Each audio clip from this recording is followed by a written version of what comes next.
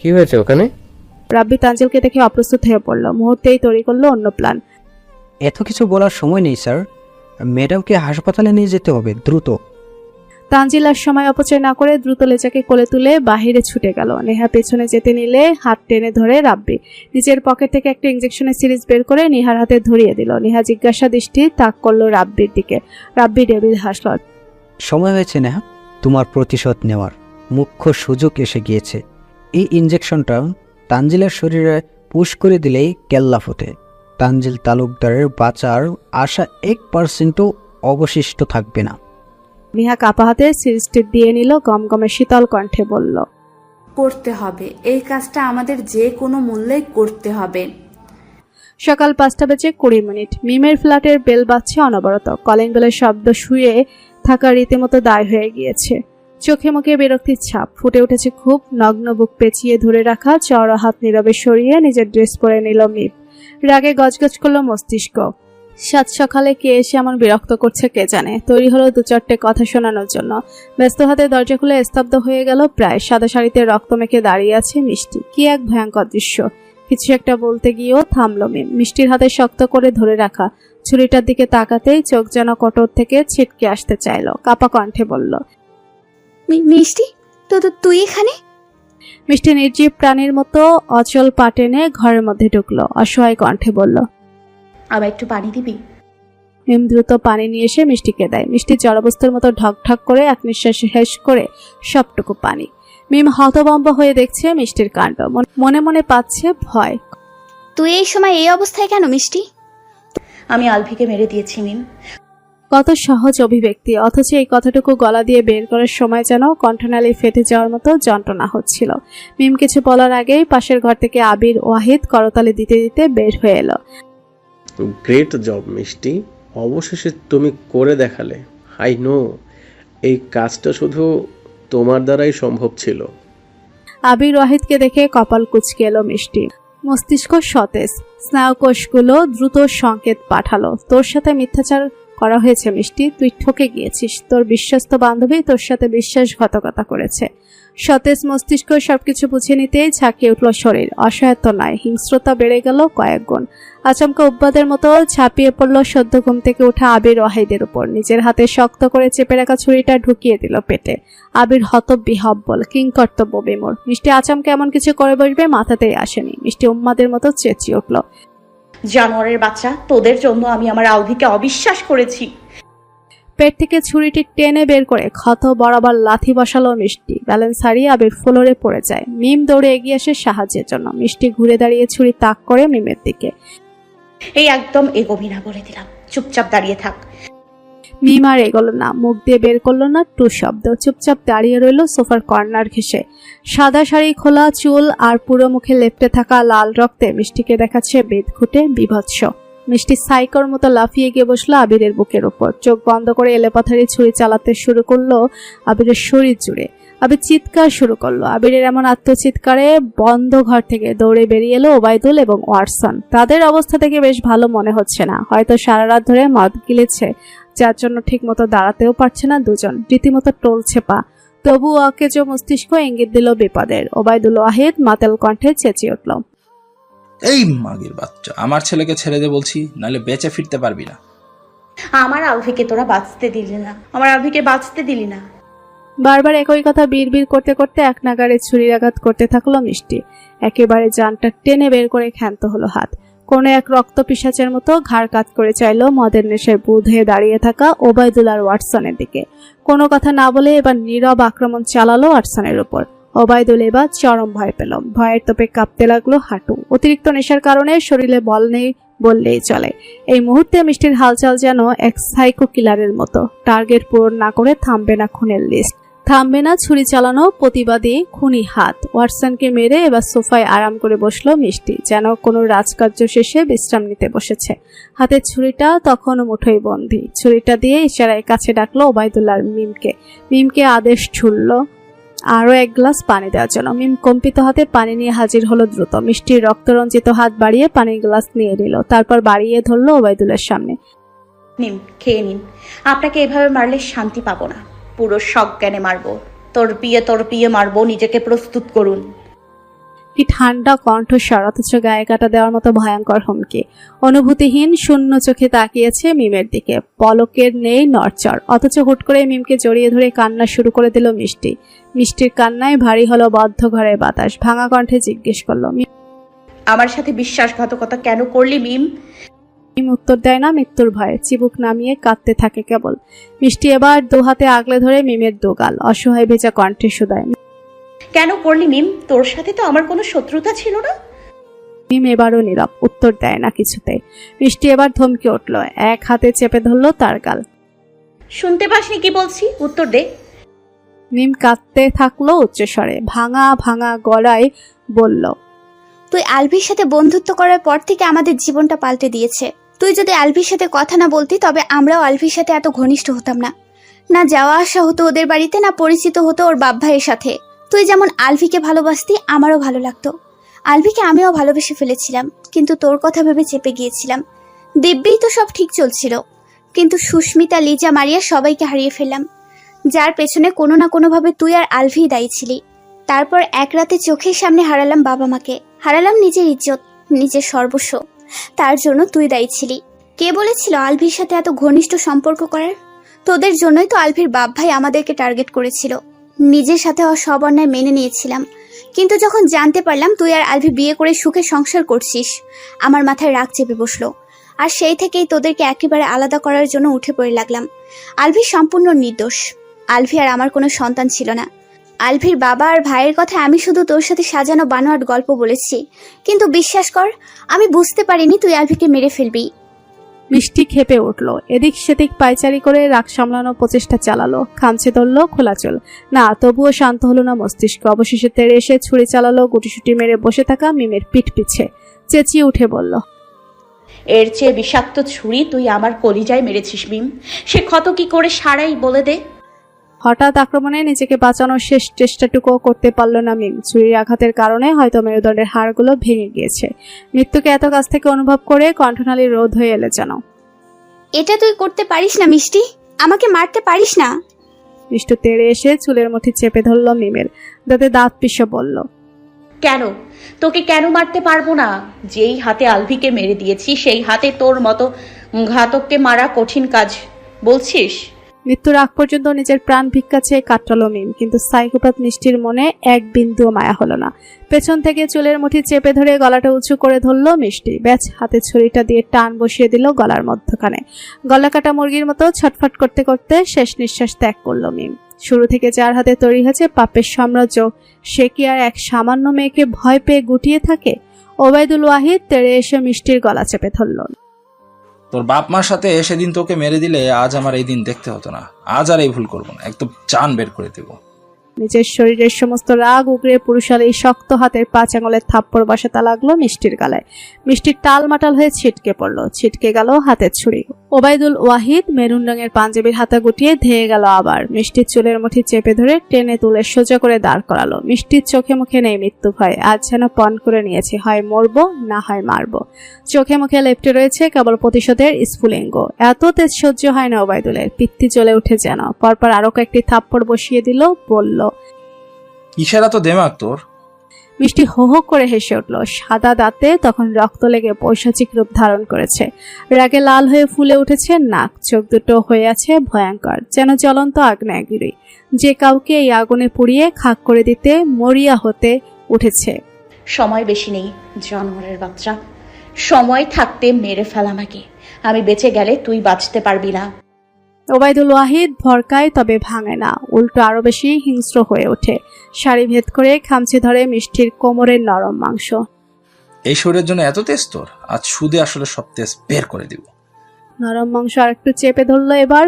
ধারালো নখের আঘাতে ছিলে গেল কোমরের মাংসপিণ্ড। ফর্সা কোমরে আঁচড়ের দাগ স্পষ্ট হয়ে লাল বর্ণ ধারণ করলো। মিষ্টু হকচাকালো, অথচ তীব্র ব্যথায় বের হলো না কোনো শব্দ। দাঁতের সাথে দাঁত চেপে ধরে চোখ বন্ধ করে নিল। একটু আগেই যে চোখ ছিল হিংস্রতার মহাপ্রলয়, সেই চোখে ধরা দিয়েছে ইজ্জত হারানোর ভয়। মরণের ভয় নেই, যদি হয় তা যোদ্ধার মতো। কিন্তু নারী হিসেবে যে সম্ভ্রম নিজের স্বামীর কাছেও আজ পর্যন্ত সঁপে দেয়নি, সেই সম্ভ্রম খোয়ানোর ভয় নাড়িয়ে দিয়েছে ভেতরটা। নারী মানেই তো কোমল প্রাণ, যতই স্নায়ুকোষগুলো প্রতিবাদী সুর তুলুক, যতই মস্তিষ্ক বলুক যুদ্ধকর, কোনো এক জায়গায় গিয়ে নারীর একমাত্র পরিচয় সে নারী। পুরুষের তুলনায় তার শক্তি বরাবর ক্ষুদ্র, ঠিক যেমন এই মুহূর্তে দাঁড়িয়ে ওবায়দুল ওয়াহিদের শক্তির কাছে মিষ্টির সমস্ত রাগ জেদ শক্তির পরিসর খুবই ক্ষুদ্র। যদিও মনে ভয়, তবে কণ্ঠ তার অনড়। এই ভুলটা করার কথা চিন্তাও করিস না, ঘাড় থেকে মাথাটা আলাদা করে দিব। ওবায়দুল ওয়াহিদ ব্যঙ্গ করে হাসল। তেজ দেখে 1 ইঞ্চিও কমেনি। আগে নিজে বাঁচার কথা তো ভাব, কে বাঁচাবে তোর ইজ্জত? আলবি? উচ্চস্বরে হেসে উঠল ওবায়দুল। বেচারা আলবিকে তুই নিজের হাতেই মেরে দিয়ে এলি। কথাটা যেন মিষ্টিকে আর একটু নড়বড়ে করে দিল। এতদিন ধরে আলভি তো তাকে কোনো না কোনোভাবে আগলে রেখেছে, অথচ আজ তো সব দিক অন্ধকার, কেবল অন্ধকার। ওবায়দুল দাঁত বের করে শয়তানি হাসলো, একটানে সরিয়ে ফেললো মিষ্টির কাঁধের উপর গোটানো শাড়ির আঁচল। উন্মুক্ত হলো সাদা ব্লাউজে আবৃত দুটুকরো মাংসপিণ্ডের স্পষ্ট ভাঁজ। আতঙ্কে দুহাত আড়াআড়ি করে নিজের সম্ভ্রম ঢাকার বৃথা চেষ্টা করলো মিষ্টি। ওবায়দুল পৈশাচিক হাসলো, টানতে টানতে খুলে ফেললো পুরো শাড়ি।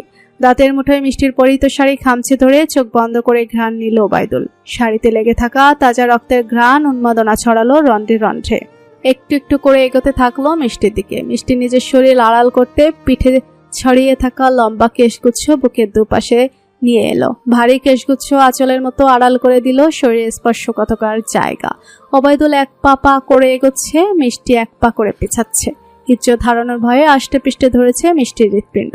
ওবায়দুল আবারও তার হিংস্র থাবা বসায় মিষ্টির শরীরে। সঙ্গে সঙ্গে ব্লাউজের হাতার দিকের কিছু অংশ ছিঁড়ে যায়। ছেঁড়া কাপড়ের এক অংশ চলে আসে ওবায়দুলের হাতে। মিষ্টি ছুটতে থাকে নিজের ইজ্জত বাঁচানোর তাগিদে, আর ওবায়দুল তাড়া করে তার লালসা মেটানোর উদ্দেশ্যে। মিষ্টি দৌড়ে ঘরের ভেতরে চলে যায়, পেছন পেছন ওবায়দুলও যায় হেলে দুলে। মিষ্টিকে একা পেয়ে যেন রয়ের শয়ে তরপরিয়ে মারের ইচ্ছে তার। মিষ্টি তিত্তির করে ঘামছে, শরীর কাঁপছে অনবরত। বুকের দুভাজের মধ্যকান হতে গড়িয়ে পড়ছে উষ্ণ ঘাম। লুকালো গিয়ে সোফার আড়ালে। ওবায়দুল রসিকতার কণ্ঠে ভয়ঙ্কর ডাকছে তাকে। কোথায় তুমি মিষ্টি? লুকিয়ে যে পার পাবে না কিছুতেই। ওবায়দুলের ঠান্ডা স্বর ভয় পাইয়ে দেয় মিষ্টিকে। হামাগুড়ি দিয়ে নিজের ইজ্জত নিয়ে বের হতে চায় ঘর থেকে, কিন্তু শেষ রক্ষা হলো কই। মিষ্টির হামাগুড়ি ওবায়দুলের পা পর্যন্ত এসে থেমে যায়। মিষ্টি ভয়াতুর দৃষ্টিতে চিবুক কুচিয়ে উপরের দিকে যায়।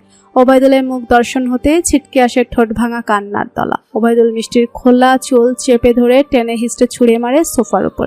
শুধু ঝাঁপিয়ে পড়ার অপেক্ষা মাত্র। নিজেকে বাঁচানোর শেষ চেষ্টাটুকু এবার করতেই হবে। মিষ্টি নিজের সবটুকু শক্তি দিয়ে লাথি বসিয়ে দিল ওবায়দুলের লিঙ্গ বরাবর। পাগলের মতো দৌড়ে গিয়ে কুড়িয়ে নিল ফ্লোরে পড়ে থাকা রক্তমাখা ছুরিটা। আর কোনো ভাবাভাবি নেই, না আছে কথা বলার সুযোগ। মিষ্টি উম্মাদের ন্যায় চেঁচিয়ে উঠল, তেড়ে গিয়ে ছুরি মারল ওবায়দুলের বুকের উপর। ওবায়দুল এখন আহত প্রায়। মিষ্টির সাথে লড়াই করা এখন বোকামি ছাড়া আর কিছুই নয়। নিজের জীবন নিয়ে পালানোটাই বেটার অপশন। ওবায়দুল ওয়াহিদ আহত বুক 1 হাত চেপে চেপে ছুটল জীবন বাঁচাতে।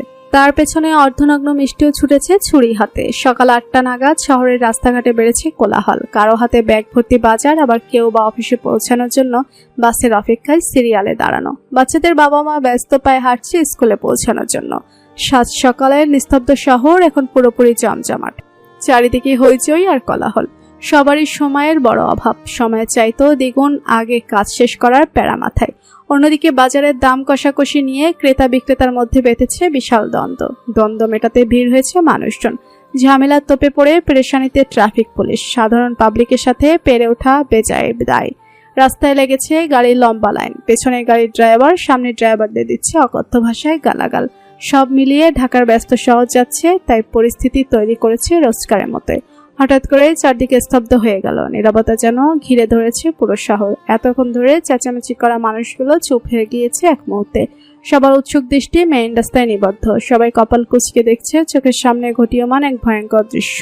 কোথা থেকে দৌড়ে এসে রক্তভেজা মধ্যবয়স্ক একজন পুরুষ মেইন রোডের পাকা রাস্তায় উপর হয়ে পড়ে গেল। তার পেছনে ধেয়ে আসা এক অর্ধনগ্ন নারী মূর্তি কোনো কথা ছাড়াই উম্মাদের মতো ছুরি চালাতে লাগলো অনবরত। কষাই যেমন মাংস কাটে, ঠিক তেমন তার কোপানোর ধরন। ঠিক কি হচ্ছে কেউ বুঝে ওঠার আগে মিষ্টি ঘটিয়ে ফেলে আরো ভয়ঙ্করতম দৃশ্য। গরু জবাই করার মতোই ছোট ছুরিটা দিয়ে জবাই করতে থাকে ওবায়দুলের গলা। ওবায়দুলের গগনবিদারী চিৎকার কাঁপিয়ে তোলে মাথার উপর অন্তহীন খোলা আকাশ। খোলা চুলে রক্ত লেপ্টে থাকা ফর্সা মুখ যেন জ্যোতি ছড়াচ্ছে। এমন সুন্দর মায়াবী কন্যা তাণ্ডব লীলায় আটকে উঠল সবাই। কলেজায় কতটা সাহস সঞ্চারিত থাকলে ভরা বাজারের মধ্যে কেউ কাউকে এমন জঘন্যভাবে খুন করতে পারে। মিষ্টি রেহান ও হত্যাকাণ্ডের সাক্ষী হয়ে থরথর করে কাঁপছে উৎসুক জনতা। ভয়ে ভেজা বেড়ার মতো সিটিয়ে গিয়েছে সবাই। আবারও শুরু হয়েছে হই হই কোলাহল। সবাই বলাবলি করছে, আরে আরে, এ তো শিল্পপতি ওবায়দুল ওয়াহিদ, ফেমাস সিঙ্গার আলভি ওয়াহিদের বাবা। কেউ কেউ বলছে, কে এই মেয়ে? দেখতে তো কেমন মায়াবী লক্ষ্মীমন্ত, অথচ এমন বিশ্রীভাবে এত ভালো একটা মানুষের প্রাণটা কেড়ে নিল। আরে দ্রুত পুলিশে ফোন করো, এই মেয়ে পালাতে যেন না পারে। কারো কোনো কথা কানেই গেল না সাইকোপ্যাথ রক্ত নেশায় উন্মাদ হয়ে থাকা মিষ্টির। উল্টো খোলা আকাশের দিকে তাকিয়ে হো হো করে হেসে উঠল কয়েকবার। আমাকে ক্ষমা করিস না আলভি, একদম ক্ষমা করিস না। রাগে কিলবিল করছে রাব্বির মাথা। কি থেকে কি করে ফেলবে কোনো কিছু ঠিক নেই। নেহা ঠায় দাঁড়িয়ে আছে কতক্ষণ ধরে। রাব্বি এমন বিহেভিয়ার সুবিধা ঠেকছে না কিছুতে। যেখানে তাদের উদ্দেশ্য ছিল তানজিলকে মেরে ফেলা, সেখানে তানজিলের মৃত্যুর খবর শুনে এমন ছটফটানো কোনো মানেই খুঁজে পাচ্ছে না নেহা। নিজেকে হসপিটালে অ্যাডমিট করার পর নেহা সুযোগ লুপে নিয়ে তানজিলের শরীরে ইঞ্জেকশন পুশ করে দিয়েছিল। সবই হয়েছে রাব্বির ইনস্ট্রাকশন অনুযায়ী। রাব্বি বলেছিল তানজিলের ডেড বডি যেন সাথে করে নিয়ে আসে, কিন্তু রাব্বির এই কথাটা নিহার একদমই পছন্দ হয়নি। যেই তানজিলের জন্য জীবনটা শুধু পাল্টায়নি বরং পুরোপুরি ধ্বংস হয়ে গিয়েছে, সে তানজিলের শরীরটা নিজের সাথে বয়ে বেড়াতে ঘৃণায় গা গুলিয়ে আসে তার। তাই তো নিজের সমস্ত রাগ জেদ একত্র করে তানজিলের ডেড বডিটা ব্রিজের ওপর থেকে সোজা নদীর পানিতে ভাসিয়ে দিয়েছে। তানজিলকে নদীতে ফেলে দেওয়া নিয়েই রাব্বির যত রাগ। নেহা এবার বিরক্ত হয়ে জিজ্ঞেস করে বসলো, এমন করার কারণ কি রাব্বি? তানজিলকে মারাই তো আমাদের উদ্দেশ্য ছিল। তার লাশের যা ইচ্ছে হোক, তাতে তোমার কি? রাব্বি দাঁতে দাঁত চেপে ধরল। অতিরিক্ত রাগে মস্তিষ্ক শূন্য লাগছে প্রায়। পকেট থেকে ধারালো বেলেট বের করে সোজা লাগিয়ে দিল নেহার গলায়। ইঞ্জেকশনটা তানজিলকে মারার জন্য ছিল না, ড্যাম ইট। তানজিল তালুকদার আরও একবার বেঁচে গেল তোর বোকামির জন্য। সঙ্গে সঙ্গে নেহার মুখের আদল নীলবর্ণ ধারণ করলো। রাব্বির এমন কাজে যেন পায়ের নিচ থেকে মাটি সরে গেল। নেহা দুহাত গলায় চেপে ধরে গড়গড় শব্দ করে বলল, এটা তুমি কি করলে রাব্বি? রাব্বি প্রচন্ড আক্রোশে চেপে ধরল নেহার গাল। আর তুই কি করেছিস? আমার সমস্ত প্লেনে জল ঢেলে দিয়েছিস। ওই তানজিল তালুকদারকে আমার জীবিত দরকার ছিল। তার ওই ফর্মুলার জন্য তাকে জীবিত লাগতো আমার। তারপর নেহাকে ধাক্কা দিয়ে ফেলে দিয়ে আবার চেঁচিয়ে উঠে বলল, তুই জানিস তোর জন্য আমার কত কোটি টাকা হাতছাড়া হয়ে গেল? ওই তানজিলের তৈরি ফর্মুলা যদি একবার বসের হাতে তুলে দিতে পারতাম, তবে কত প্রফিট হতো আমার। সব ঘেটে দিলি, সব কিছু। এত কষ্ট করে তোর মতো নষ্টা মেয়ের সাথে প্রেমের অভিনয় করে পেয়েছেটা কি দিলে বিনিময়ে? শালিক, আমার কথা অমান্য করার শাস্তি ভোগ করে এবার। নেহার কাতর দুটো চোখ বন্ধ হওয়ার আগ পর্যন্ত তৃষ্ণা মিটিয়ে দেখে নিল ভালোবাসি বলে আগলে রাখা স্বার্থপর বেঈমান পুরুষ মানুষটিকে। এই লোকটা যে তানজিল তালুকদারের থেকে খতরনাক। তানজিল তো শুধু শরীরটাকে ক্ষতবিক্ষত করেছে, অথচ এই লোক পুরো মনটাকে ক্ষতবিক্ষত করেছে কত যত্ন করে। কি করে মানুষ এত সহজে ভালোবাসার মতো 4 অক্ষরের কঠিন শব্দটা উচ্চারণ করে? ভালোবাসা কি ছেলে খেলা? একটা নোংরা শরীরের পবিত্র মনের সবটা দিয়েই তো ভালোবেসেছিল রাব্বিকে, অথচ সেই ভালোবাসার মানুষটাই পুরো মিথ্যা। স্বার্থের বেড়াজালে বেষ্টিত তার হৃদয়। নইলে কি আর এত সহজে জড়তাহীন গলায় বেলেট চালাতে পারে? লাগেজপত্র গুছিয়ে রেখেছে কাল রাতে। আজ সকালে স্পেশাল ফ্লাইটে আমেরিকায় চলে যাবে শিখা। সেই খবর কানে যেতেই সোমা পথ আটকে দাঁড়ায় শিখার। তুমি কোথায় যাচ্ছ শিখা? আমাকে অপরাধী করে দিয়ে চলে যাচ্ছ? শেখর ব্যানার্জি থমথমে মুখে দাঁড়িয়ে আছে শিখার লাগেজ হাতে। কাল রাতে তানজিলে যাওয়ার পর শেখর বেশ অনুতপ্ত হয়েছেন। মেয়েকে জড়িয়ে ধরে কান্নায় ফেটে পড়েছিলেন খুব। পূজা ব্যানার্জি মুখে কাপড় গুজে থেমে থেমে কাঁদছে। সোমার কথা একদমই সহ্য হচ্ছে না তার। তবুও কিছু করার নেই। কাল রাতে এই মেয়ে যেই খেল দেখিয়েছে, মনে পড়লে সোজা গলা কাটার জায়গাটায় হাত চলে যায় আপনা আপনি। শিখা ফ্যাকাশে ঠোঁটে শুকনো হাসলো। সোমার দিকে দুকদম এগিয়ে গিয়ে বলল, কি বলছো দিদি? আমি এত উদার মনের হতে পারবো না। একটু পর তুমি বেনারসি পরে আমার ডাক্তারবাবুর জন্য অপেক্ষা করবে। আমার ডাক্তারবাবু আসবে, তোমার চোখে চোখ রাখবে, তোমায় বিয়ে করে সাথে নিয়ে যাবে। জাস্ট এই 2-1টা কথা ভাবতেই আমার জীবনটা বেরিয়ে আসতে চাইছে। মনে হচ্ছে কেউ আমার কলেজায় অনবরত ছুরি মারছে। বিশ্বাস করো দিদি, এই কথাটুকু ভেবেই আমার যে পরিমাণ কষ্ট হচ্ছে, চোখের সামনে দেখে না জানি সোজা আমাকে চিতায় তুলতে হয়। আমি পারবো দিদি, তোমার আর ডাক্তারবাবুকে একসাথে দেখতে পারবো না। ধরে নাও যন্ত্রণা থেকে বাঁচার জন্য পালিয়ে যাচ্ছি দিদি। পালিয়ে গিয়ে হলেও আমাকে বাঁচতে দাও। সোমা কিছু বলার ভাষা খুঁজে পায় না। ভাগ্যের কাছে সোমাও যে বড্ড অসহায়। সোমা অনুশোচনা আর অনুতাপে দগ্ধ হয়ে জড়িয়ে ধরে শিখাকে। এই বোনটাকে পারলে ক্ষমা করে দিও। আমার কোনো রাগ নেই দিদি, না আছে কোনো অভিমান। আমার ভাগ্যে ডাক্তারবাবু নেই, তাই হয়তো ডাক্তারবাবু আমাকে ভালোবেসেছে। প্রার্থনা করি দিদি তোমরা সুখী হও, খুব সুখী হও। আমার ডাক্তারবাবু কিন্তু তোমাকে খুব ভালোবাসে। তুমি খুব ভাগ্যবতী দিদি। আসছি তাহলে। আর একদণ্ড দাঁড়ালো না শিখা, সুমাকে এড়িয়ে বাইরে হাঁটা ধরলো। আর একটু দাঁড়িয়ে গেলে হয়তো খুব কষ্ট করে ধরে রাখা অশ্রুভাণ্ডার বৃষ্টি হয়ে নেমে যেত। মনে মনে কত কল্পনা জল্পনা। খুব কালো মেয়েটাও আজ মনের সমস্ত রং মিশিয়ে তার সুন্দর মানুষের জন্য নিজেকে বিশেষভাবে সাজিয়ে তুলেছে। শ্যামকালো মুখের রং আজ আর চাপা লাগছে না, বরং উজ্জ্বলতা ছড়াচ্ছে ক্ষণে ক্ষণে। ঠোঁট জুড়ে ঠিকরে পড়ছে মিষ্টি হাসি, সেই হাসির যেন আজ কোনো কিছুর তুলনা হয় না। এমন অতুলনীয় হাসির মালকিন আজ সম্পূর্ণভাবে স্বেচ্ছায় নিজেকে তার স্বপ্নের পুরুষের নিকট সঁপে দিবে। বেপরোয়া মানুষটা যদি আজ খুব বেশি বেপরোয়া ওঠে, তবে কি করবে সুমা? কি করে সামলে নেবে বেসামাল পুরুষের বেসামাল ভালোবাসা? ভাবতেই পুলকিত হয় মন, লজ্জায় চিবুক নেমে যায় আপনা আপনি, শিরশির করে ওঠে সর্বাঙ্গ। কি ভয়ঙ্কর অনুভূতি, কি ভয়ঙ্কর এক অভিজ্ঞতা। সেদিনের মতো আজও ব্যালকনিতে উপস্থিত হলো শালিক পাখি। তবে আজ আরো জোড়া বেঁধে আসেনি, একটি শালিক পাখি কিচিরমিচির করছে থেকে থেকে। হয়তো কোনো দুঃসময়ের বার্তা নিয়ে এসেছে। সোমা বুঝতে পারছে না পাখির কথা, মন খারাপ করে এদিক সেদিক চাইলো। কই, কোথাও দেখা মিলল না আরো একটি পাখির। শুভ অভিমানী কণ্ঠে বলল, কি রে শালিক, আজ তুই একা এলি যে? তোর সঙ্গে কই? আজ আমার জীবনের সবচেয়ে সুখের দিনে তুই কিসের ইঙ্গিত দিতে এলি? শালিক পাখি একঘেয়ে কিচিরমিচির করতেই থাকে। সুমা মন খারাপ করে চেয়ে থাকে সেই পাখির পানে। হঠাৎ ধ্যান ভাঙল নিস্তলায় বাজতে থাকা সুমার ফোনের আওয়াজে। কাল রাতে হয়তো কোনোভাবে ফোনটা নিচেই রয়ে গিয়েছিল। অত শত ঝামেলা পুহিয়ে আর ফোনের কথা মনে পড়েনি একটুও। সুমা নিজের বেনারসি একটু গুটিয়ে নিয়ে গুটি গুটি পায়ে নেমে এলো নিচে। ফোনের স্ক্রিনে জলজল করছে সেভ করা একটি নাম, সুন্দর মানুষ। সুমা ঠোঁট প্রসারিত করে হাসে, রিসিভ করে কানে ধরে মিনমিনে কণ্ঠে বলে, তর্স হচ্ছে না দেখছি আপনার। আপনি কি শ্যামকালো বধূ? অপর পাশ থেকে অচেনা পুরুষের কণ্ঠস্বর শুনে ধক করে উঠল বুকের ভিতর। নিজেকে সামলে নিয়ে উত্তর দিল। Yes, I am. এবার পাল্টা প্রশ্ন করলো, আপনি কে? মোবাইলের মালিক কোথায়? আমি SI সুমন। আমরা একটি আধপোড়া ডেড বডি পেয়েছি, সেখানে এই ফোন আর মানিব্যাগ পেয়েছি। ব্যাগের মধ্যে ডক্টর তানজিল তালুকদারের ক্রেডিট কার্ড উদ্ধার করেছি আমরা। কথাগুলো কর্ণচ্ছেদ করে সোজা মস্তিষ্কে গিয়ে পৌঁছালো। সচল মস্তিষ্ক সচল হয়ে ঝাঁকিয়ে তুলল শরীর।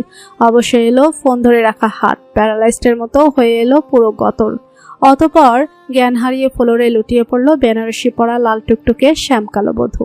পরনে লাল বেনারসি, ঠোঁটে লাল লিপস্টিক, মোটা কাজলে রাঙা চোখ। সাজগোজে একটুও লেপটে যাওয়ার ফুসরত নেই। চোখ মুখ ফ্যাকাশে, তবে দুঃখের খোঁড়া লেগে নেই। পরিবেশ আর পরিস্থিতির সাথে তার চেহারার ধরন ভিন্ন। পূজা ব্যানার্জি সুযোগ লুপে নিলেন। ভাবলেন হয়তো স্বামীর মৃত্যুতে শোকাহত মেয়েকে সাহায্য করার এটাই মুখ্য সুযোগ। পূজা ব্যানার্জি টেনে ধরল সুমার বেনারসির আঁচল। এই মেয়ে ভারী অলক্ষী মেয়ে, তো তুই বিয়ের শাড়ি পরে এই স্বামীর জীবনটা খেয়ে ফেললি। এখন কোন আক্কেলে এই শাড়ি পরে বসে আছিস? সুমা খেপে গেল, মুচড়ে ধরল পূজার হাত। মুখ সামলে কথা বলুন। আমার তানজিল যদি এসে দেখে আপনি আবার আমার গায়ে হাত দিয়েছেন, তবে বেঁচে যাওয়া জীবনটা খোয়াতে হবে বলে দিলাম। পূজা ব্যানার্জি কর্কশ কণ্ঠে বলল, তেজ কমা মেয়ে, যার জন্য এত তেজ দেখাচ্ছিস সে আসবে না। সে মরে গিয়েছে, বুঝলি, মরে গিয়েছে। সুমা ডান হাত চেপে ধরল পূজার মুখ, বা হাতের আঙুল ঠোঁটে ঠেকিয়ে বলল,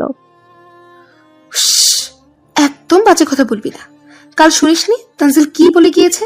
সে তার শ্যামকালো বধূকে নিতে আসবে। তার মানে সে আসবে। তুই দেখছিস না আমি তার জন্য কত সুন্দর করে সেজেছি? সে বুঝে আমাকে না দেখেই চলে যাবে? তাকে যে আসতেই হবে। পূজা মুখের উপর থেকে টেনে সরালো সুমার চেপে ধরা হাত। কোনো লাভ নেই, এই শাড়ি তোর পরে কোনো লাভ নেই। তোর তানজিল মরে গিয়েছে, সে আসবে না, আর কোনো দিন আসবে না। সুমার রেগে আরো কিছু বলার আগেই বাদ সাধল শেখর ব্যানার্জি। পূজা, কি শুরু করেছো? মেয়েটাকে এমন মানসিক টর্চার না করলে কি নয়? থানার সমস্ত ফর্মালিটি সেরে সবেমাত্র ফিরলেন শেখর ব্যানার্জি। সাথে এসেছেন SI সুমন। SI সুমার কাছে এগিয়ে এলেন। আপনি মিসেস তালুকদার? ইয়েস। অফিসার এবার রয়েশ হয়ে বললেন, দেখুন, তানজিল তালুকদারের আইডেন্টিফাই করার জন্য তার ফ্যামিলি তো আর কেউই রইল না, তাই আপনার বাবাকে নিয়ে যাওয়াই হয়েছে। আপনার বাবা নিজে আইডেন্টিফাই করেছে তার লাশ। অন্তত দুঃখের সাথে বলতে হচ্ছে ডেড বডিটা ডক্টর তানজিল তালুকদারেরই ছিল।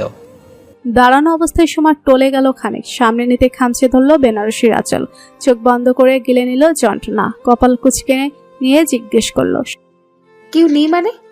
সুমার এখনো প্রশ্নে অফিসার ভড়কালো, মনে মনে ভাবলো এমনি কি আদৌ ডক্টর তালুকদারের ওয়াইফ? এক রাতের মধ্যে পুরো শ্বশুরবাড়ির সবাই খুন হয়ে গেল, অথচ এই মেয়ের ভাব দেখে মনে হচ্ছে সবে ঘুম থেকে উঠেছে। অফিসার ভাবুক কণ্ঠে জিজ্ঞেস করলো, আপনি সত্যিই কিছু জানেন না? কি জানা উচিত ছিল? কাল রাতে ডক্টর তানজিল তালুকদারের পুরো পরিবারকে কেউ নির্মমভাবে হত্যা করেছে।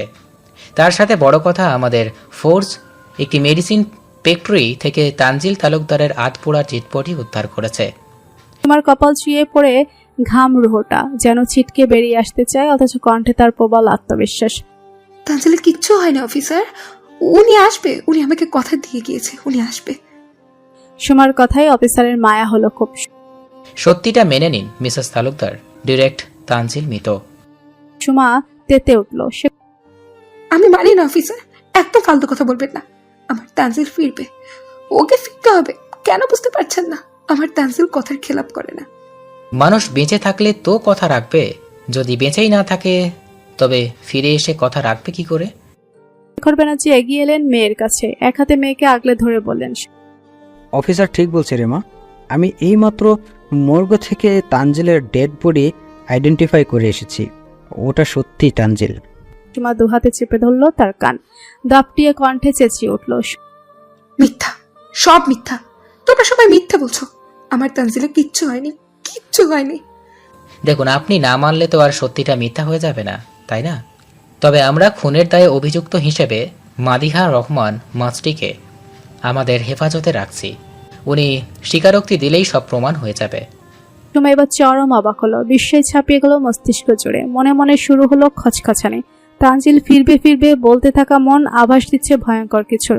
মস্তিষ্ক মনে করিয়ে দিল মিষ্টির সেদিনের বলা কথা। আমার খুনের লিস্টে তানজিলের নামটা যোগ হয়ে গেল। সুমা হালকা ঝাঁকুনি দিল শরীর, হৃৎপিণ্ড তুলল কম্পন, আত্মবিশ্বাসী কণ্ঠে লাগলো ভাটা, বিড়বিড় করে উচ্চারণ করলো, মিষ্টি। হ্যাঁ মিষ্টি, বিখ্যাত সিঙ্গার আলভি ওয়াহিদের ওয়াইফ আজ সকালে 4টি মার্ডার করার অপরাধে আমাদের কাস্টাডিতে আত্মসমর্পণ করেছেন। আন্দাজ করা যাচ্ছে তানজিল তালুকদারের হত্যাকাণ্ডের পেছনে হয়তো তারাই হাত রয়েছে। সুমা ধপ করে বসে পড়ল সোফার উপর, খামছে ধরল সোফার কুশন। এক অজানা ভয়ে জর্জরিত হয়েছে হৃদয়। ছোট্ট মাসের কাঠফোটা রোদ্দুরের মতো শুকিয়ে এলো গলা। মিষ্টি কি তবে তানজিলকে সত্যি? আর ভাবা হলো না কিছুই। দম বন্ধ হয়ে এলো যেন। শক্ত খোলসে আবৃত নরম তুলতুলে হৃদয়খানা হাঁসফাঁস শুরু করলো। ভেতরের অন্তরাত্মা চেঁচিয়ে চেঁচিয়ে শুধু একটা কথাই বলে, কার জন্য পরলি লাল শাড়ি? কার জন্য সাজলি এত নিখুঁতভাবে? যে আসবে না, যে কথা দিয়েও কথা রাখতে জানে না, তার জন্য? অপরদিকে আত্মবিশ্বাসী আত্মা দ্বিধাদ্বন্দ্বে ভুগতে থাকে। তানজিলের না ফেরার আশঙ্কায় কুণ্ডলে পাকিয়ে আসা কান্না ভেতরটা আর্তনাদ করতে করতে বলে, আপনি তো বলেছিলেন ফিরবেন, আপনি তো বলেছিলেন আপনার শ্যামকালো টুকটুকে বধূকে সঙ্গে করে নিয়ে যাবেন। কোথায় আপনি? একটিবার এসে দেখে যান। এই প্রথমবারের মতো শ্যামকালো শরীরে শাড়ি জড়িয়ে বসে আছে আপনার অপেক্ষায়। একটাবার এসে দেখে যান প্লিজ। দু চোখের তৃষ্ণা মিটিয়ে সে সমহীন কণ্ঠে একবার বলুন, শাড়িতে তোমাকে পরিপূর্ণ নারী লাগছে শ্যামকালো বধূ। আপনার দামাটে ঠোঁটের ছোট্ট বাক্য শুনে আমাকেও একটু লজ্জা পাওয়ার সুযোগ দিন না প্লিজ। সব স্বপ্ন, সব কল্পনা, সব অনুভূতি এইভাবে শেষ করে দিয়ে আপনি যেতে পারেন না, কিছুতেই যেতে পারেন না। আমি কি করে থাকবো বলুন? আজকাল যে আপনার ছোঁয়া পাওয়ার পদ অভ্যাস তৈরি হয়েছে খুব, চলে যাবেন যখন কেন বানিয়ে দিয়ে গেলেন এমন অভ্যাস? আপনি বুঝি প্রতিশোধ নিয়ে নিলেন? স্বার্থপর বেঈমান পুরুষ, একবার ফিরে আসুন, এই আঁচলে বাঁধিয়ে রাখবো, কোথাও যেতে দিব না। ধেয়ে আসা চাপা আর্তনাদ কণ্ঠনালীতে আটকে রইল। জলজলে তেজি চোখে ছিটকে আসে ভাঙা ঠোঁটের কান্নার দলা, অথচ ঘন পল্লবেই বন্দি সেই যন্ত্রণা। সবলীল শক্ত দৃষ্টি ভেতরে যন্ত্রণা প্রকাশ করতে নারাজ। সুমা চোখ বন্ধ করে নিজেকে সামলে নিল। মুখের আদল কঠিন, তাকানোর ধরন যে কাউকে বিভ্রান্ত করে দেওয়ার মতো। জড়তাহীন চাঞ্চল্যকর কণ্ঠ, আমি মিষ্টির সাথে দেখা করতে চাই অফিসে। টেবিলের দুপ্রান্তে দুটো চেয়ারে বসে আছে দুজন। অফিসার রাজীব একধানে তাকিয়ে আছে মায়াবী ঝোঁকের অধিকারিণী সুন্দরী রমণীর দিকে। সে ভেবেই পায় না এইটুকুনি একটা মেয়ে কিভাবে এতগুলো খুন করতে পারে। নিশ্চয়ই কাউকে বাঁচানোর জন্য এই মেয়ে নিজের কাছে সব দোষ নিয়ে নিয়েছে। অত সেটা ভাবার প্রয়াস নেই, আসামির কাছ থেকে স্বীকারোক্তি নেওয়াই তার মুখ্য উদ্দেশ্য। আপনি কি সত্যি 8টি খুন করেছেন? রাজীবের এমন প্রশ্নে হাসি পেল মিষ্টির, শান্ত স্বরে প্রশ্ন ছুড়ল। কোনো সন্দেহ আছে? আমার মনে হচ্ছে আপনি কাউকে বাঁচানোর জন্য। মিষ্টি হাত উঁচিয়ে চুপ করিয়ে দিল রাজীবকে। আচ্ছা মানলাম আপনি সবগুলো খুন করেছেন, কিন্তু খুনগুলোর পিছনে অবশ্যই কোনো কারণ তো নিশ্চয়ই আছে। অফিসার রাজীবের ভদ্রতা মিষ্টিকে মুগ্ধ করে। কি সুন্দর আপনি আগে বলে সম্বোধন করছে। শুধু মিষ্টির ক্ষেত্রে নয়, রাজীব বরাবরই এমন, সবসময় সব পরিস্থিতি ঠান্ডা মাথায় হ্যান্ডেল করে। যেই কাজ ঠান্ডা কথায় ভদ্রতা দিয়ে সমাধান করা যায়, সে কাজে জোর করা নিতান্তই বোকামি ছাড়া কিছুই নাই। মিষ্টি ফ্যাকাশে ঠোঁটে শুকনো হাসল। আপনার মার্জিত ব্যবহার আমাকে অবাক করে অফিসার। একজন খুনিকে এত সম্মান দেখাতে দেখিনি কখনো। একটু ভুল বললেন মিসেস ওয়াহিদ। আপনি একজন খুনি হওয়ার আগে আপনি একজন মানুষ, আর একজন মানুষ জন্ম নিয়েই খুনি হয়ে যায় না। নিশ্চয়ই তার পিছনে সলিড কোনো কারণ থাকে। You are right officer. তো আপনার খুন হওয়ার কারণ? মিষ্টি এবার ঠোঁট প্রসারিত করে হাসল। আপনি খুব ধুরন্ধর অফিসার। কি সুন্দর ঠান্ডা মাথায় আমার স্বীকারোক্তি আদায় করে নেওয়ার প্রচেষ্টা। রাজীব বিস্ময়ে কপাল কুঁচকাল। যতটা অবলা ভেবেছে এই মেয়ে ঠিক তার চেয়ে বেশি চতুর। মিষ্টি দম নিয়ে আবার বলল, স্বীকারোক্তির জন্য আমাকে কতদিনের রিমান্ডে দেওয়া হবে অফিসার? হঠাৎ এই প্রশ্নের কারণ? যেই মেয়ে পাবলিক প্লেসে কাউকে জবাই করে দিতে পারে, সেই মেয়ের রিমান্ডে ভয় স্বীকারোক্তি দেবে বলে আপনার মনে হয়? তার মানে তুমি স্বীকারোক্তি দিবে না? হাসি পাচ্ছে আমার। খুন করার সময় ভাবলে না, অথচ স্বীকারোক্তি দিতে তোমার এত প্রবলেম হচ্ছে? মিষ্টি ঠোঁট বাঁকিয়ে হাসল। ঘন পল্লবে ঢাকা ফোলা চোখ, লাল নাকের ডগা আর খুশকো ওষ্ঠ জোড়ায় দুর্বোধ্য আকর্ষণীয় লাগছে মিষ্টিকে। এলোমেলো রেশমি কেশগুচ্ছ দমকা হাওয়ায় উড়ে এসে চোখ মুখের উপর দিয়ে দোল খাচ্ছে। রাজীব মহাৎসনের মতো খেই হারায় এমন অতুলনীয় রূপের রাজ্যে। মিষ্টি দুহাত ভাঁজ করে টেবিলের উপর রাখলো, তারপর রাজীবের দিকে ঝুঁকে গিয়ে বলল, আমি স্বীকারোক্তি দেব না, একবারও বলেছি। তবে চাইছেনটা কি আপনি? সংবাদ সম্মেলনের ব্যবস্থা করুন অফিসার, আমি লাইভে আমার স্বীকারোক্তি দিব। হোয়াট? কি বলছেন? ভেবেচিন্তে বলছেন তো? ইয়েস অফিসার, আমি সম্পূর্ণ ভেবেচিন্তে বলছি। পুরো দেশের মানুষের কাছে আমি একজন অপরাধী। সিঙ্গার আলভি ওয়াহিদের পুরো পরিবারকে আমি হত্যা করেছি। সেই হত্যার কারণ তাদের জানাটা জরুরি অফিসার। গোটা জেনারেশনকে আমার কিছু মেসেজ দেওয়ার আছে, অজ্ঞ জাতিকে জানানোর আছে অনেক কিছু। এই দেশে যেন আমার মতো দ্বিতীয় কোনো মিস্ট্রির জন্ম না হয়, সেই ব্যবস্থা করে দিয়ে যেতে হবে। কোথায় যাবেন আপনি? হঠাৎ অবুঝের মতো কথা বলেন কেন অফিসার? একটা নয়, দুটো নয়, 8টি খুনের আসামির যে খুব শীঘ্রই ফাঁসির হুকুম কার্যকর করা হবে। বৃষ্টির জড়তাহীন দাপটীয় কণ্ঠস্বরে রাজীব বিস্মিত হয়। ভেবে পায় না এই মেয়ে এত মনে জোর পায় কি করে। কি সুন্দর নিঃসংকোচে নিজের ফাঁসির হুকুম নিজে জারি করে দিল। এই মেয়ে মৃত্যুকেও ভয় পায় না, একদম ভয় পায় না। ঢাকার পথঘাটের অবস্থা সুবিধার নাই। খেপা জনতা বিক্ষোভে ফেটে যাচ্ছে। ব্যানার হাতে বের হয়েছে মিছিল। সবার খেপা কণ্ঠে একটাই স্লোগান, আলভি হত্যার বিচার চাই, খুনির ফাঁসি চাই। থানার সামনেও জড়ো হয়েছে হাজার হাজার লোকের বিক্ষোভ মিছিল। এরা সবই আলভির ফ্যান ফলোয়ার। আলভি হত্যার যথাযোগ্য সুবিচার পাইয়ে দিতেই তাদের অনশন। সেই একই বেনারসি সাজে গাড়ি থেকে নামলো সুমা। বৃষ্টির বিরুদ্ধে খেপা জনতাকে দেখে রুখ কেঁপে উঠল তার। বৃষ্টির বুঝি আর রক্ষা নেই। বাঁচানোর পথ বুঝি নিজের হাতেই বন্ধ করে দিয়েছে সে। সুমা দ্রুত পায়ে থানার ভেতরে প্রবেশ করলো। অফিসার সুমন কিছু ফর্মালিটি পূরণ করিয়ে সুমাকে দেখা করাতে নিয়ে গেলেন মিষ্টির সাথে। অন্ধকার কুঠুরিতে বসে আছে মিষ্টি, মুখে রা নেই, কণ্ঠে জোর নেই, শরীর ভর ছেড়ে দিচ্ছে বারবার। আলভিকে মনে পড়ছে খুব। আলভি নিশ্চয়ই তার মিষ্টিকে এভাবে পড়ে থাকতে দিত না। আলভি নিশ্চয়ই তাকে শক্ত করে আগলে রাখতো বুকের মধ্যখানটায়। কি করলো সে এটা? এই আত্মগ্লানি, এই আফসোস সে কি করে সারাবে? হৃদয় নিংড়ানো গভীর ক্ষততে কি করে প্রলেপ দিবে সে? নিজের হাতে নিজের মুখের প্রদীপ নিভিয়ে দিল। এতটা বোকা? অপর পাশ থেকে আলভি হেসে উঠল। বোকা? হ্যাঁ মিষ্টি, দিন শেষে তুই সত্যিই বোকা। তোকে খুব সহজে ঠকানো যায়। মিষ্টি চেঁচিয়ে ওঠে, নিজের দুহাতে অনবরত থাপ্পড় বসাতে থাকে গালে। আমি বোকা, আমি বোকা, আমি খুব বোকা আলভি। মিষ্টি। সুমা ঠান্ডা শীতল কণ্ঠ থামিয়ে দেয় মিষ্টির হাত। ছলছল চোখে পেছনে ফিরে তাকায়।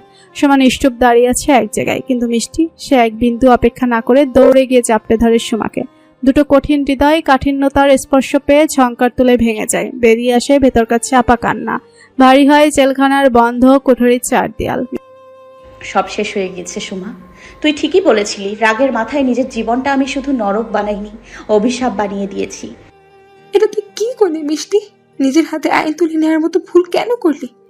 মিষ্টি দোহাতে চোখের পানি মুছে নিল দ্রুত। একে আমি কাঁদছি কেন সুমা? কান্না আমার একদম শোভা পায় না।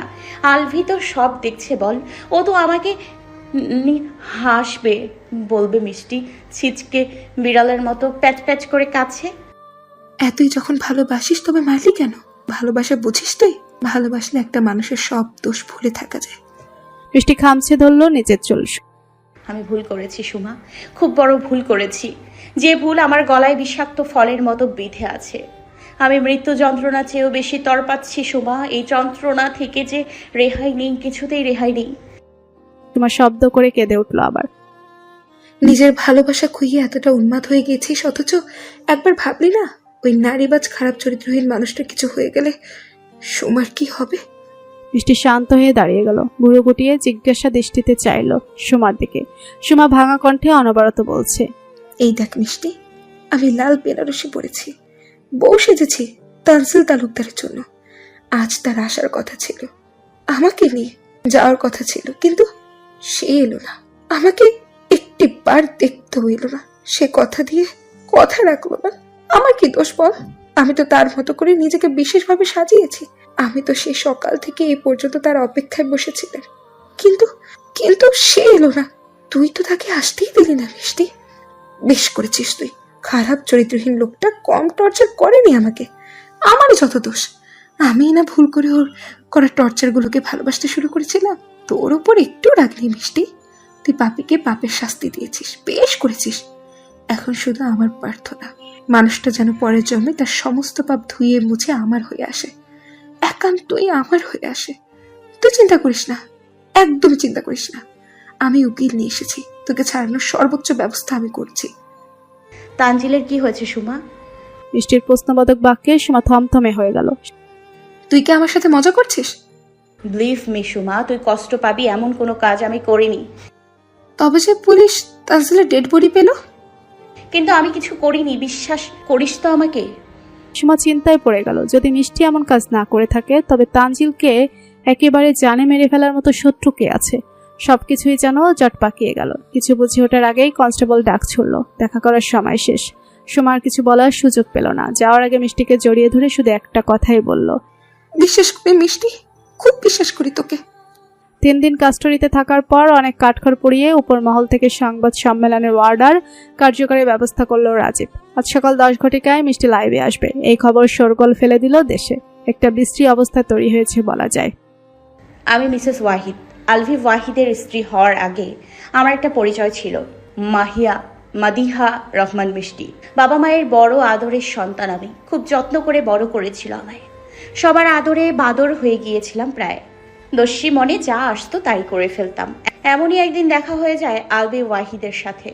এই যে আপনাদের কাছে আলভি ওয়াহিদ একজন স্মার্ট জেন্টলম্যান, ঠিক তেমন আমার কাছে আলভি ওয়াহিদ ছিল হাবাগোবা একটা ছেলে।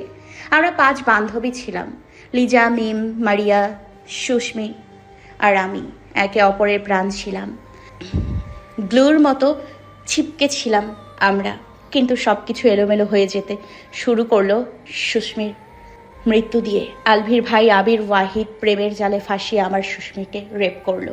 সেদিন থেকেই শুরু হয় একের পর এক অপরাধ। ছলনা করে প্রাপ্ত বয়স্ক না হতেই লিজাকে বিয়ে করে নেয় আবির ওয়াহিদ। ব্যাপারটা বিবাহ পর্যন্ত সীমাবদ্ধ থাকলে চলতো, কিন্তু না, জানোয়ারগুলো লিজাকে দিয়ে শুরু করলো দেহ ব্যবসা। কিন্তু আবির ওয়াহিদের নজরে ছিলাম আমি। আমার সর্বনাশ করার জন্য যখন উঠে পড়ে লাগলো তখন ঢাল হয়ে দাঁড়ালো আলভি। অথচ এমন ঢালের আমার প্রয়োজন ছিল না। আলভি আমাকে বাঁচানোর জন্য নিজের হাতে খুন করলো মারিয়াকে। কি এক জঘন্য খেলায় মেতে উঠেছিল সবাই, ভাবতেই শরীর রেডি করে ওঠে। এখানেই শেষ নয়। মারিয়াকে খুন করার পর আলভি পাড়ি জমায় বিদেশ, আর এদিকে আলভির বাপ ভাই আমার আর মিমের পেছনে পড়ে যায়। এক অন্ধকার রাতে নিজের জীবন বাঁচাতে আমরা পালিয়ে যাচ্ছিলাম, কিন্তু শেষ রক্ষা হলো না। আমার চোখের সামনে এক পুলিশ অফিসার আমার বাবা মাকে কুপিয়ে হত্যা করে। কি ভয়ঙ্কর সেই দৃশ্য! আমি সেই দৃশ্য সামলে উঠতে না পেরে মানসিক ভারসাম্য হারিয়ে ফেলি জীবনের 5টি বছর। আমি এখনো খুঁজে বেড়াই, জানেন, সেই 5টা বছর আমি এখনো খুঁজি।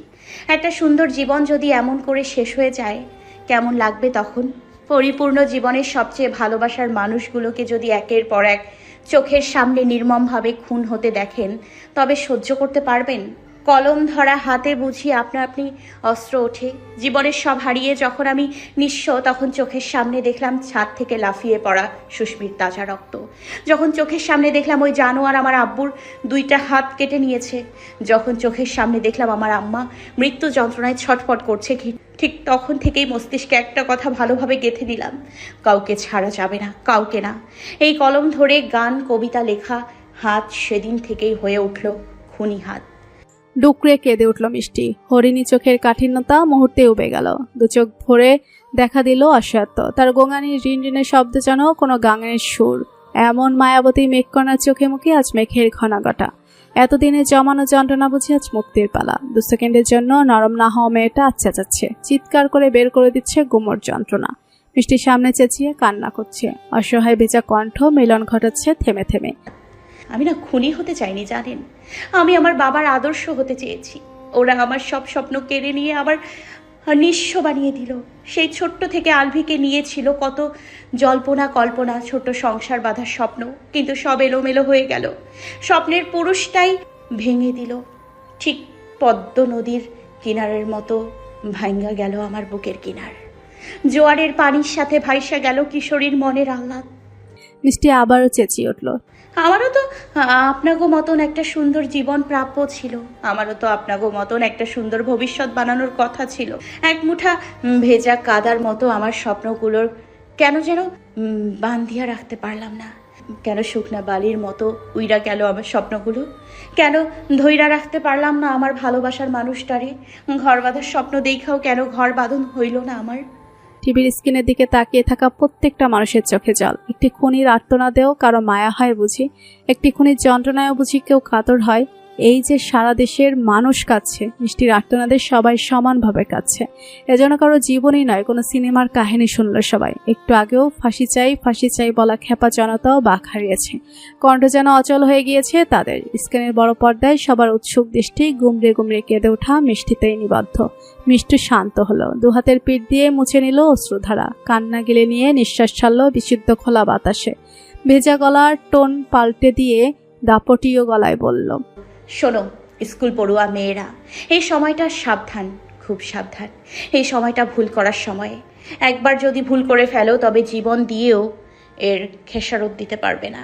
শোনো মেয়েরা, এই বয়সে ভালোবাসা বলতে তোমরা কি বোঝো? যদি ভালোবাসায় গা ভাসানোর ইচ্ছে জাগে তবে আমার দিকে তাকাও। ভালোবাসার মতো ভুল করে আমি এখন সেই ভালোবাসার খুনি। এই বয়সটাতে ভালোবাসা মানে কি জানো? সুস্মির মৃত্যু, নিজের ইজ্জত হারিয়ে তরপিয়ে মরেছে মেয়েটা। একবার সুস্মি আর মারিয়ার জায়গায় নিজেকে বসিয়ে ভাবো। এক ভয়ঙ্কর অনুভূতির সাথে পরিচয় হবে নতুন করে। যুগ পাল্টেছে, অথচ তোমরা মেয়েরা বোকাই রয়ে গেলে। বর্তমান সমাজে অহরহ ঘটছে আত্মহত্যার মতো মহাপাপ, অথচ কয়জন খবর নিয়েছে সেই আত্মহত্যার পেছনে আসল কারণ কি? অধিকাংশ ছেলে মেয়ের প্রেমে প্রতারিত হয়ে আত্মহত্যা করেছে। বলি, তোমাদের জীবনের কি দাম নেই? কোনো সিদ্ধান্ত নেয়ার আগে একবার কি ভাবতে ইচ্ছে করে না তোমার বাবা মায়ের কথা? প্রেমে পড়ার মতো ভুল এই বয়সে করো না মেয়ে। 2 দিনের ভালোবাসার জন্য সারা জীবনের কলঙ্ক লেগে যাবে। তোমার জীবনের একমাত্র পুরুষ তোমার বাবা ছাড়া তুমি কোনো পুরুষের নিকট নিরাপদ নয়। যাকে তুমি প্রেমিক বলে অন্তরাত্মা দিয়ে ভালোবাসবে, কে বলবে কোনো একদিন সেই প্রেমিক তোমার আত্মাটাই শরীর থেকে টেনে বের করে ফেলবে? আমি আবারও বলছি মেয়েরা, বয়সের দিকে তাকাও। কিশোরী শরীরের প্রতি থাকে সবার ঝোঁক। প্রেমিক বাজে ইঙ্গিত দিচ্ছে মনে হলে অ্যাভয়েড করবে। মনে রাখবে, সে বাজে ইঙ্গিত দিচ্ছে মানে সে তোমাকে নয়, তোমার শরীর চায়। সচেতন হও। ভালোবাসা হারালে আবার পাবে, কিন্তু ইজ্জত হারালে দ্বিতীয়বার ফিরে পাবার কোনো চান্স নেই। খবরদার, এই দেশে যেন আমার মতো কোনো আর মিস্ত্রি তৈরি না হয়, আর কোনো মিস্ত্রির জীবন যেন নষ্ট না হয়, আর কোনো সুস্মি যেন আত্মহত্যা না করে, আর কোনো লিজাকে যেন কারো বিছানায় যেতে না হয়, আর কোনো মারিয়া যেন ইজ্জত না হারায়, আর কোনো মিমের ঠিকানা যেন পতিতালয়ে চিলে কোঠায় না হয়। খবরদার, আর কোনো বাবা মা যেন নির্মম হত্যাকাণ্ডের শিকার না হয়। শুনুন বাচ্চাদের মায়েরা, ছোট বাচ্চাদের ব্যাড টাচ সম্পর্কে শেখান, প্রশিক্ষণ দিন নিজেকে সুরক্ষিত রাখার। মনে রাখবেন, দেশের পুলিশ প্রশাসন সবসময় আপনার পাশে থাকবে না। ক্ষতি হয়ে যাওয়ার পর তাদের খবর দিয়ে কি লাভ বলেন? তার আগে নিজে সচেতন হন, নিজেকে নিজে সুরক্ষিত রাখার সর্বোচ্চ চেষ্টাও চালান। একটা কথা মাথায় ঢুকিয়ে নিন, হতে পারে নারী কোমল প্রাণ, কিন্তু নারীর মধ্যেই রয়েছে সুপ্ত শক্তি, মনের জোর, যেই জোরের কাছে সমস্ত শক্তি হার মানবে, হার মানতে বাধ্য। আন্দোলনের রূপ পাল্টালো, এবার পাল্টালো স্লোগানের সুর। যেই মানুষগুলো আলভি হত্যার বিচার চায় বলে তীব্র আন্দোলনে নেমেছিল রাজপথে, তারাও যেন অনুতপ্ত। তাদের হৃদয় যেন মোমের মতো গলে গেল মায়াবী কন্যার মর্মাহত জীবন বৃত্তান্ত শুনে। প্রতিবাদী বিক্ষিপ্ত কণ্ঠে এখন একটাই দাবি, মুক্তি চাই, মুক্তি চাই, মিষ্টির মুক্তি চাই। মানতে হবে, মানতে হবে, আমাদের দাবি মানতে হবে। শুধু সংখ্যাগরিষ্ঠ কিছু মানুষ নয়, সারা দেশের আনাচে কানাচে সকল মানুষ পথে নেমেছে মিষ্টির মুক্তির দাবি নিয়ে। এই আন্দোলন এখন কোনো সাধারণ আন্দোলন নয়, এটি এখন সারা দেশের সর্বত্র একটি গণ আন্দোলনের রূপ নিয়েছে। দেশের পরিস্থিতি হয়ে উঠেছে ভয়াবহ। অফিসার পুরোপুরি হতবিহ্বল। সংবাদ সম্মেলনের পর জনগণ যে এভাবে পোল্টি নিয়ে নিবে মাথায় আসেনি একদম। পরিস্থিতি এখন হাতের বাইরে চলে গিয়েছে, কিছুতেই কন্ট্রোল করা যাচ্ছে না। অফিসার সুমন পরিস্থিতি সামাল দিতে ফোর্স বের করেছে রীতিমতো, অথচ গণপিটুনি খেয়ে এখন সে হসপিটালে। অফিসার রাজীব বুদ্ধিমান লোক, সেজন্যই রাগের মাথায় কোনো ভুল সিদ্ধান্ত নেয় না, কারণ সে জানে জনগণকে খেপানো মানে নিজের বিপদ নিজে ডেকে আনে। আন্দোলন থেমে নেই, যতক্ষণ না মিষ্টিকে মুক্তি দেওয়া হয় ততক্ষণ পর্যন্ত চলবে এই আন্দোলন। হরতাল, অবরোধ, মিছিল, সমাবেশ সব মিলিয়ে মহামারীর মতো বিশৃঙ্খলা দেখা দিয়েছে শহর জুড়ে। ছোট্ট একটা মামলার সমাধান এখন প্রধানমন্ত্রীর গুরুত্বপূর্ণ কাজে রূপান্তর হয়েছে। চুনোপুটি এক মেয়ের জন্য সে কিনা প্রধানমন্ত্রীকেও রীতিমতো পেরেশানি পোহাতে হচ্ছে। অবশেষে জনগণের তোপের মুখে পড়ে সংবাদ সম্মেলনে বসে নিজের সিদ্ধান্ত জানালো স্বয়ং প্রধানমন্ত্রী। দেখুন, আপনারা শান্ত হন, ভুলে যাবেন না আপনারা যার মুক্তির দাবিতে বিক্ষোভ করছেন সে একজন অপরাধী, একজন খুনের আসামি। তার খুনি হওয়ার পেছনে যতই কারণ থাকুক সে নিজের হাতে আইন তুলে নিয়েছে। বাংলাদেশের আইন অনুযায়ী তার যথাযোগ্য বিচার করা বাংলাদেশ আদালতের নীতির মধ্যে পড়ে। তবে সবার কথা বিবেচনা করে বাংলাদেশ বিচার বিভাগীয় আইন অনুযায়ী আদালত মাধিয়া রহমান মিষ্টির শাস্তি কমিয়ে তার সময়কাল 2 বছর কারাদণ্ড ধার্য করার সিদ্ধান্ত নিয়েছে। ঠিক 2 বছর একটি লম্বা সময়ের পর খোলা আকাশের নিচ দাঁড়িয়ে আছে মিষ্টি। চোখ মুখে মুক্তির উল্লাসে ছিটে ফোটাও নেই। থানার সামনে কত মানুষের ভিড় বাংলার বাঘিনীকে দেখার জন্য, অথচ মিষ্টি প্রাণহীন জড়বস্তুর মতো আকাশের দিকে তাকিয়ে আছে। মায়াবী চোখে আজ কোনো হিংস্রতার জায়গা নেই। দীঘল কালো ভারী পল্লবের প্রতিটি পাপড়ির ভাঁজে কেবল শূন্যতা আর শূন্যতা।